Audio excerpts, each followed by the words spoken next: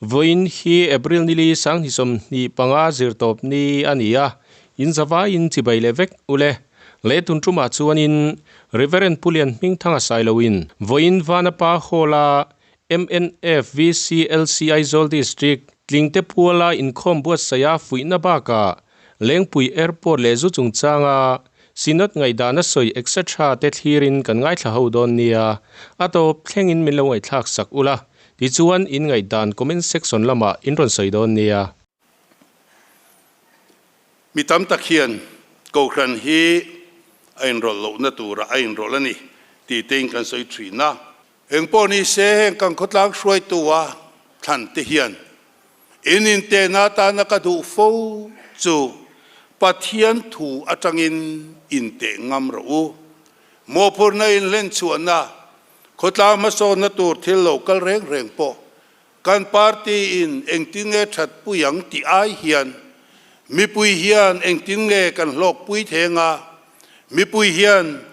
enge ma so na kan nei theyang ti hi in ngai tuana in te na ni fo se kadu ani pathian khongai na wangin ko khana te ni na le mo phurna chan vo kan chel phak lo khongai na wangin keipo hian ka chela chutiang boken he MNF party po hi pathian ro rel na nuaya kan ram ro rel na po huning mo sa in mangto ti kan ria a pathian le kan ram tan ti tupui manga ma in lak na wangin kan ram hian har sat na men lo kan to ka huning mo lai pe chuan tu bole do lung in kar ami pui hi kan ome moti mai tur ani trong dangin han soi tai la khang hun lai kha ram buai kan ti ani a chutiang bo ruwa ka om chumi pui te hian kan tin lova that po athalawani in rem taka zoram zomi pui te kanom tlan theina thi in duwa join do na wang chuan mani in pot niamin tum rampo duang tak thang theilovin ko khan ho malak na ti sa in rem na chuanom tak he india rama pe chuan in rem na thaber kan ti chu takin kan lo thling chota a helaya yang ko khan ho hian MNF party in malak na hi chuan kan ti a in rem na duom tak kan nei thei hi ro pui kan ti ani mizo history ziale soya reng he movement he engtika mai thei ani to don lo ni chu zora mi pui po hian kan riat kadua he kan ram adin chu hi chuan he in thil ti hi in lung phun lian tak sho takasiak a ria piang te na an chiar thei tur ani Mizoram ro rel na po hun rei tak chong chu pathianin in kuta ape a thil ti that soi tur po tam tak aomang keni ang politics le party a in nam noi lo tan phei chuan te tan hian chuan in soi tur kan se tam lu tuk lo mai thei chung zinga in malak na mi pui zong in party mal ni lo zora mi pui na kan chuan keima ni ro lu kan nei te singa amasabera da thei hial tur airport chu changa in malak na te he party muchuak tu pulal dengana hemi chung chang asoya huai sen taka India sarkar ho tu lian tepo ko ka chuasan ngam khopa ma alak na te hi thang le thar te hian kan la khezel don ni in ka ria he hero pui katia khatiang khopa official centrala po ne na isoi ka han soi non le te ti hiel khopa soi non tir thei khop chutiang khopa he ram ve tu in ave ataka alo puitlin huna naturata na in thatole ataka kan mu hi lomum katia he in thilak na hi chu eng ti kong so ma hian mi pui te hian kang kut ami hi mun danga kan pe thiang lovin ka ria a cho zora mi pui te po hian ria se ka du ani thune na han chan ero hian chuanin mani in mu len a ol khopa cho Israel na ba po hian chiang takin kan mu ani an mani in ngai tlom taka an oma pathiana na chuan pathiana lama atanga an mani o betu tele seisatu telak ata mak tak main chan chu in anom thin amaro chon ramalo hau saka alo lena chutiang anga an beise ang thila lo thlen nuwa chuan an pathian Jehova kan pathian hi uire sanin kong dik lova an penga mosiana lo sei to ka takin chunga alo thlenga ni ti kan ria a ta chuan mi puiset te na min beise pha ang hi kan phak lo awang po ani mai thei ten pathian rem ruat na maktak awang po ani mai thei sorka ne hi ain thak thin ani he yang kong le lam mi ngai to tira chuan democracy lutziate ropui ziate puan chuana duom tak ani a mi pui te poin keimani kan rorel tu tur kan tana thatu ramin ta sak tu tu kan than na kong hiang hung kal zel tu ra po he in than te hi kan ngai poi mo deu poi mo ni pathian duang zonga in chuan kan ram rorel na hi lalpan in kuta apele ang ti hi kei karing ngetlat ania pathian du lo zonga in omero chuan mo phurna lalpan apelowang cheu cho aparti mi puite po hian in riat kadua a hruai tu te po hian in riat kadua ni to na hetianga opposition party in hi hun kalto a in thilti te in share let na hun rem changa pathianin ape cheuni in ka ria a trangkai taka in man chuan mo phurna na sa zok sang zok lalpa hian apek ngei chu ka be se ni hei shipuin min chim laya sorka na cheltu in ni kha kong le lam ka ngai tu chuan akan chief minister le a cabinet te ka khongai thin khop maya engangin nge kan ram hi kan kal puyang tuna hian khangang harsat na zonga khan boile harsalut tuk lovin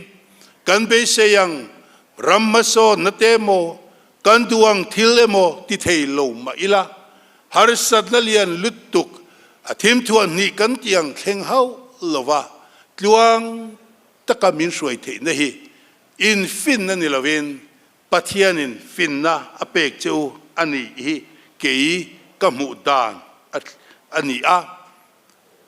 beise na sang tak nei ma ila ti ngai na om lo mishing na kan ne lo sipui ani a thataka in len chu the awang hian kan ho tu te chunga po hian lom thu ka soya aminga kokran lama te mo purna kan chan ve lai ten ye wang hian kan chief minister tenen po hian akan meeting jing ve khop maya chuta ke ma karil ruwa anuna hian en ton tur kanga le in ka ria hun khir mangan thla tak to lai poin alim thia pathian na thok ani zia amua ten voi duai lo kan in hua po hian ko khan shuai tu te ke ni te chumi mol mai kan ni aminga shuai tu kan ni nairo chon mi aza thiam ma hei ti lui na po ning ka hrelo thin lung chunga pathian a tri na ni in ka ria a ramro rel na chel tu te poin amma nu na hian zir tur tam tak in nei nge karing ani kan ram ro rel na hian ko khan in kuang lo anor ain rolatum anti thin ko khan hian nge ni hrelo ten chuti zong chuan na satakin an soi thin a kan fiat reng tur chuang lai ma hian sarkar in rel pol na le sarkar in ram kai shoi na hian ko khan hi ain rol ngai lova ai eng tika ma ain rol po ka ring lo amai ro chumi pui te ta na thalo tur le bible zir tir na na kal ani ero hian chuan bible zir tir na le pathian du zong ero chu kan ram shoi tu te ne na hian athen thina heye dik lo ati thin an zom le ero chu an ma ni thu ani thu thung luya kan muwa zol nei te poin an ma ni du dan ni lovin pathian du dan puangin an lal te nun dan te mi puin nun dan te po nasatakin an soi sela nga anom lo point ti the ta dangan nei lo pathian ne na an thlen ringot me ni cho zol nei na chu lali suwa kristan ako khan adin te hian aken ko ni ti hi zora mi pui po hian kan riat atulani a bible zir tin le pathian du lo song di a riat chu engang po ni ro se adu tuan tam len tle ma ani lo ko khan chuan adu lova adova abeizoel ani a cho ko khan din munani hetiang ani awang hen ram ro rel na ko khan hi ain ro ti na ni lo pathian du zong ro chu ro rel tu te ne na a riat tira adu lo zong po a riat tir ni emine fe din tir atanga voin thleng po principle nget in ni hi fak kati chu ni ramboi fang lai ber at poin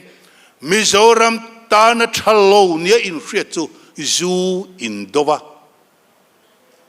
mi pui sarkar lo oma ro rel na in kutaom po in ti chu zu in du lo ani he ko khan ho te in chunga hiang kan lom em ani a he in du lo na he principle a hian kun local sel tu ra po in din nge reng hi kan be se ani khovelom chung in zu hi abo don lo ti hre chiang tu chu ko khan ho kan ni a ka sarkar le mi pui te po hi kan ni karing engang point phal raila omang engang point khapila a omang sarkar thachak na le silai nen po beila zu hi chu abo don lo ti kan ria a ma se ngati nge ko khan hian adu lo pathian in adu lo wa ga du lo kan ni chu ko khan in sagat ko khan din na kan ro rel na masaber mizoram presbyterian ko khan in kom sangka zakwa soma presbyterian kan nia chutan ro rela po chuan zu hi ko khan in du lo ni ti kha adin chu puya chuti hun lai chuan christian te chutlem ten ni khotina pok ka chong huat thu suwa mi te na an thu an la nga ma an ngai sak lo te pon niang sa ka zakwa som por vela chuan za som ni po kan latin ka ring lo asen sa christian te sa ka zakwa som li palia za som nga kan pela mo chawania to na chon za kan inti chou na re ve to viawa population ni lo na mizo christian atanga te in chutia nga mitlem te mizo culture zuwa betani ti khrichiang tu lalina adu cho tha mai the lalina du cho no cho mai the din muna an om lai poin zu hi ko khania du lawani ti puang chuak tu chu kan ko khani kan ni chu principle chu tun thleng po hiang kan lavuan rengani ti hi mi pui te po hiang kan hriat tu kan du lo le kan to fang ero hian chuan zui khovelata hi khovelata abo don ti ro chu kan ring chuang lo ma se pathian du lo zong ani afangin kan du lo ani chu asorkar chakna manga emine fina in khap poin in khap seng lo ka tong in huat thu suwa silai ne na in be lai po khan zu chu po chuang ni ne khoi ko ta ma soi thi lo fa khatiang khopa thui in nei lai po khan zu in dowa ma se in khap zo lo chu ti chung chuan enga tinge emine asorkar khan zu in khap le pathian du lo zong ani ti in hriat wangin ka hria chu principle a chuan hemene pathian le kan ramtan ti ading in yang hian do zel ang chu local zel tura poti hi ka soi duwa in emele tena su du lo zia ato khenga in tran kha ko khan hian kan fak cheu ni kan choi moi cheu ni pathian ta na na thok in ni ti in hriat po kadu amaro chu ban claim zok in ni na wangin democracy rural na in ne lo ani a doi dim tel emo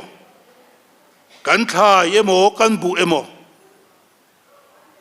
chu ta tanga siam chua reng zuani ti hi ko ran hian kan pomani wine grape wine kan ti a sacramental wine ne na ngai fin thei tur khop pa trong kam thia ba soi fiat chi ni ro re reng sacramental wine da hian eng tiklai ma hian chol doi dim antel ngai lo fermented au mani ti ro chu kan hria a thorani ti po kan hria ma se chol kan ti doi dim east atel lo ani hemi hi kan hria reng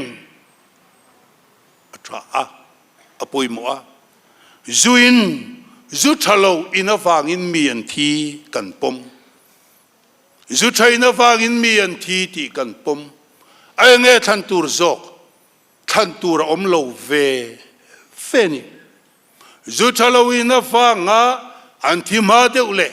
zu thaina wanga anu na po se ya hian ai nge du than tur om lo kan du lo ve ve ni me zuin thiam in ti po hian an thi pui tho niam le hei hi kan hriat atha a biar hi doidim manga siam ani a biar chu biar ani tia zuani kan ti du lo tlat ti eng wang nge dona hian ani le zuani lo chuan dona po hian tuisik inila tu mamin soi sel karing lo ke chu pastor kani tuna hian mi pui mua hian biar inta ila tu main min pom lovang enga tinge pastor kani grape waina siam doi dim manga siam hi dragon fruit doi dim manga siam hi mi pui mua hian inta ila he tila Coca-Cola kai nang chuan mi in min ngai ka ring lo tiro sarkar hian biari zuani lo tima sela zoram thalai te hian kan hriata ta na ka du chu biari zuani ti kam ko khranin kam pom dan ani in su sarkarin zuani lo watia wang ya ko khran cho biari zuani kan ti ni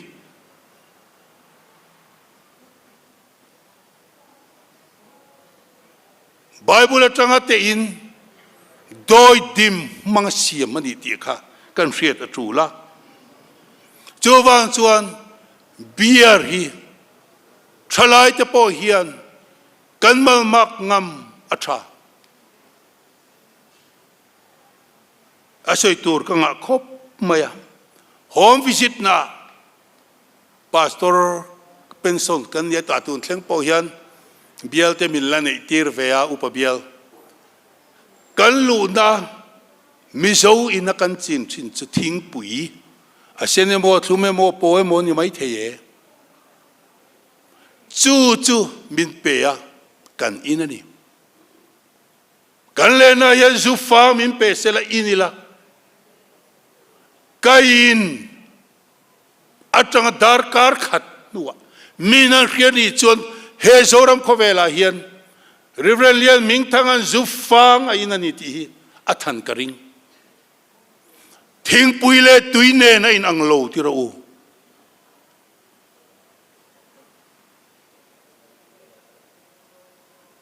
Dam doy tanan ti aka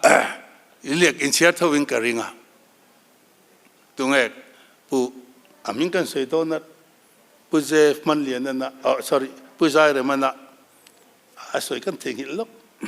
bel ke puar kom te lo ti soy ziek tu pa pue thang lura soy kha dam doi tang kam mange ti thina pusai re ma soy chu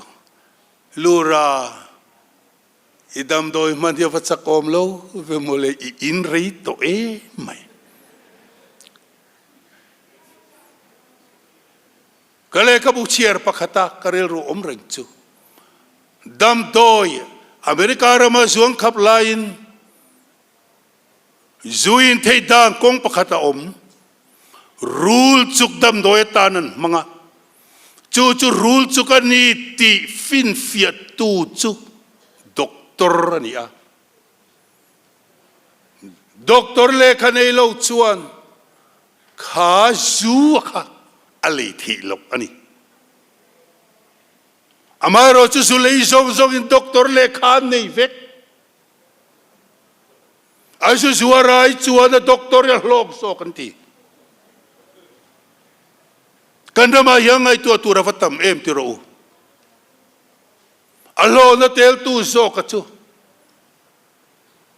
hei hi adam doi ta ti tu kha alok zo kan chang lovang ti po soi haring krita kan rama hian soi du kanga amai ro chu ka du to kanga engpo ni se zuzor hi kan ramtan ahim lova hetiang restrict taka phallo anzor lui a zukal ram te anni a angkong ay thak le ni lale lama chuan amaro chutilaya Coca-Cola tiro engeni fruity kan le anga man bai tu ra om tan aw mani chuan kan zo ram hengang inge kan mapa ka fathim em ingai tu chiang ang u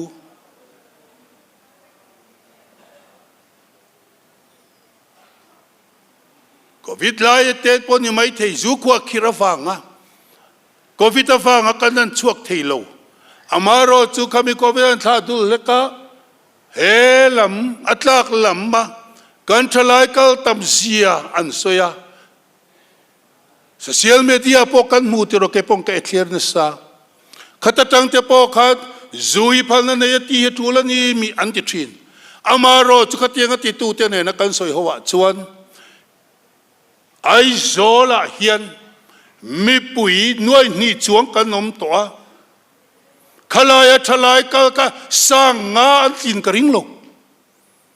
sanga tling tur di se he ta bong ko na ta sarang teu tho scooting kan in tarang chu sang khat pon tin karing lo chu mi om sia chu kan thalai te singa za apanga po khatui halanam hene za som kuwa panga te kha in lo so kan yasin enga tinge khalam buk ringot in sira akal lo thalai tam zo ka kha in hu kan le restrict lo ningat ilang chuan kan restrict lo laya nulatang val rol tharte zuin tam sia kha manilo kan itiro kan sia kan mu kan ram hi tluk chiat iphal lawang ka soi du chu hei hiani mana kan ria chia zu vanga chia vanga zu chia kan nei tama vanga maso na ai chuan zu chia kan lak lo vanga rethe hi kan tlang zok ti tu chu kan sinot thini rethe hi kan tlang zok ani chu chung vange pathian ninga wangin kan tlang zok ani ti zoram khovel hian kan riat non apoi mo ing ka ria zuwa vanga hausak ai chuan zu kan zo lo vanga rethe hi ama ring tu te chuan kan thangam don lo monile engatinge khalam te ka kan iten